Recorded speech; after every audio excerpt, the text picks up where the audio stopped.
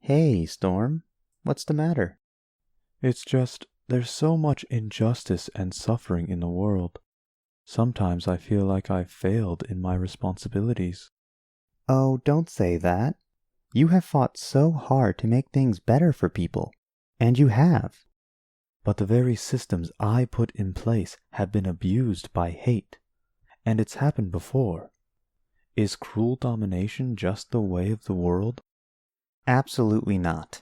Violent displays of power may seem to be the optimal method to success in the moment, but if you take a step back, it is more than clear to see what the natural way of the world actually is.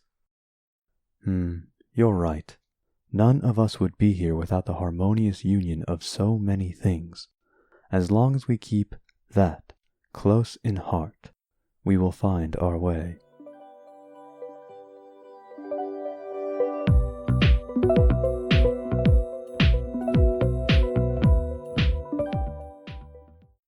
Hail and welcome to my channel.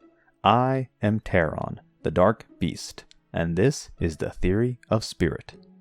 In this series of episodes, I explain the pantheon of universal god archetypes that I made to organize reoccurring themes of mythology. We are nearing the halfway point of our breakdown in this pantheon, as all that remains of the Primordials are the reality gods of energy and matter, and the extra seventh reality god of ether that unites them all. First up, we have the energy god, and to explain it, we have fire and air. First and foremost, we should explain exactly what we mean when we say energy. Fantasy and fiction tend to depict energy as some special, quasi-standalone substance with mystical types, like ice energy and fire energy, but that's not quite how it works. Actual types of energy are just descriptions on how energy is behaving. Heat, or thermal energy, is just the vibration of molecules and atoms in a substance. Electrical energy is the movement of electrons. Sound energy is the movement of pressure waves through the air, or any medium that sound can travel through. There's also potential energy, like the chemical energy stored in wood waiting to be released as thermal energy, or a mousetrap set and ready with potential mechanical energy and snapping shut with kinetic energy. However, when you boil it all down, all energy is just movement. The universe is like a giant Newton's cradle. I mean, there are a lot of other things involved, but our reality is always on the move. Motion flowing from place to place. Ooh, what's this? Air?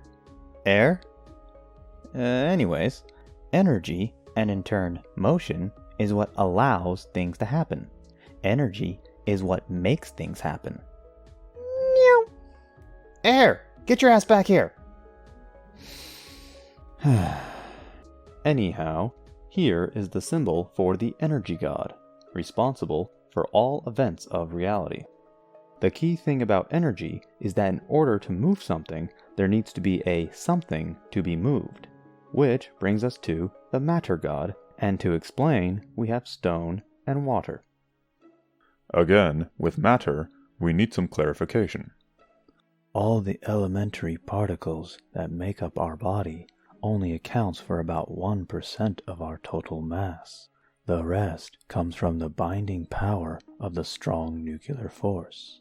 It is massive amounts of contained energy that makes up most of our mass. But energy still needs some kind of material to act upon and bind together to make this happen.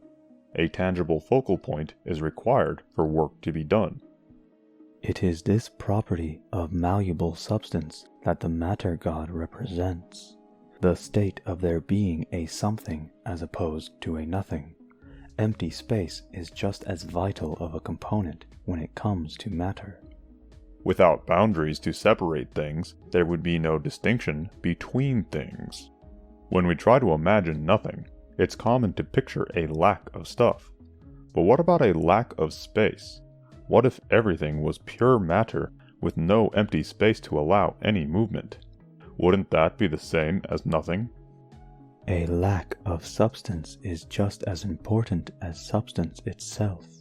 Rigid structure is needed, of course, but so is fluid space to allow reality to propagate. It is the contrast between something and nothing that defines matter.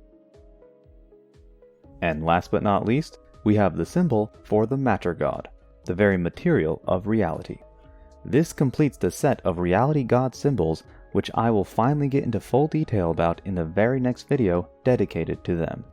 Sorry that I've been dangling these for a while, there's just a lot to go over. While it's clear why these primordials are vital elements of reality, it might not be so clear as to how they relate to reoccurring themes in myth. This actually took me a while to figure out, and it has to do with gods of luck and good fortune. When I was looking up all the different types of gods there could be, I came across gods of luck, more specifically, the 7 lucky gods of Japan. However, I began to notice how spread out they all seem to be. These guys and gal cover everything from wealth, art, warriors, farming, and a couple other things. They're all over the place, and everything they were gods of luck for were things other gods have covered without being gods of luck. Then it dawned on me, aren't all gods kind of luck gods? The entire purpose of giving worship to a god was the hope that they would in turn grant you aid or protect you from bad things. Want to make sure your home is safe, and that you don't accidentally burn your casserole? Hestia is there for you. Got writer's block? Call on Ganesha, the remover of obstacles and deva of wisdom. Want good fortune in battle? Make friends with the Morrigan, and victory is yours. Though this might count as bad luck for the poor sod that gets in your way. Hehe. Gods aren't always so favorable. They can be indifferent, have mood swings, and some divine or near-divine entities can be solely malicious. In Shinto, kami are divine representations of beneficial aspects of nature, but yokai are destructive aspects of nature. This allows kami and yokai to sometimes switch sides depending if they get pissed off or calmed down. So, a way to categorize gods is by whether the things they make happen are considered good or bad. Water may be seen as good and life-giving until a tsunami destroys a city and kills everyone. Fire may be seen as bad and destructive, but it's what cooks our food and keeps us alive through the winter. Gods can deal out blessings or curses, a bane or boon, but in reality, gods are just symbols of the happenings of the universe, and show different types or patterns of how that energy can manifest. In a similar fashion, matter can be described in a positive or negative sense. More so, the matter god represents the gain or loss of things, having something or the lack thereof. Gain and loss are separate from good and bad because they don't necessarily go hand in hand. Buddha would suggest that the loss of material possessions is a good thing, something to let go of in order to achieve enlightenment. Then you have someone like King Midas. With the ability to turn anything he touches into gold, he's a symbol of gaining wealth. But once his powers turns any food he tries to eat into gold, as well as his bed, and even his daughter, he now represents the consequences of greed. Man, imagine if Buddha and King Midas ever met. Wouldn't that be the biggest I told you so conversation ever? Lastly on our list, we come to the form of the ether god that the 6 reality gods make. The reality gods have covered all kinds of variations that can alter symbolic expressions of other gods. So, the ether god is the Mac Mama Daddy of them all, the core of a god's intent and spiritual identity.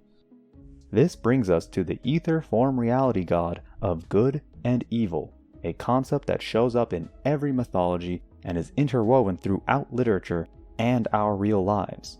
However, what is good and what is evil is a discussion that's been going on for centuries. So, our attempt to create a more agreeable moral spectrum is to rename these points as love and hate. As the more positive aspect of ether, love is what promotes unity, balance, harmony, and life, while hate is disharmony, discord, murder, and contempt. While all of us here at the Theory of Spirit do our best to crank the love dial to max, Each and every god has a more unpleasant other half. It will be a long way off, but at some point we will be talking about it. Till then, I'd just like to point out that there's a big difference between hate and anger. Anger can be a perfectly healthy emotion, but all the while, love is what I hold deep down. Meow. Damn it, air! Hold still! Be sure to like, comment, subscribe, and share if you enjoyed. If you'd like to support me in creating this content, here's my Patreon. Any help will be greatly appreciated. And with no more ado, we here bid you hail and farewell. See you next time.